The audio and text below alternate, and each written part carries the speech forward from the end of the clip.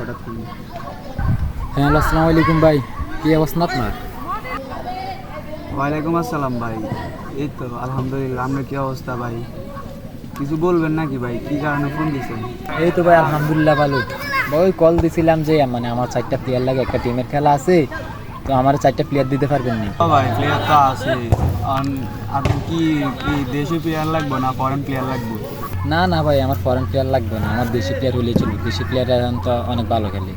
আরে ভাই এখন দেশি প্লেয়ার দিয়ে কী করবেন? এখন তো দেশি প্লেয়ার দিয়ে ধরেন না, টুর্নামেন্ট জমে না ভাই। ফরেন প্লেয়ার সাইডটা নিয়ে যান, একটু অ্যামাউন্ট বেশি লাগবো, তবে ফরেন প্লেয়ার হেরা খেলা টেলা জমাই ফেলতে পারবো। আপনারা একটা কাজ করেন, অ্যামাউন্ট বেশি দিয়ে কটা ফরেন প্লেয়ার লই যান ভাই। দেশি প্লেয়ারের তো ধরেন না এখন আর দাম টাম নেই। না ভাই, দেশি প্লেয়ার হলে তো ভালো হইতো, আমাদের দেশের প্লেয়ার।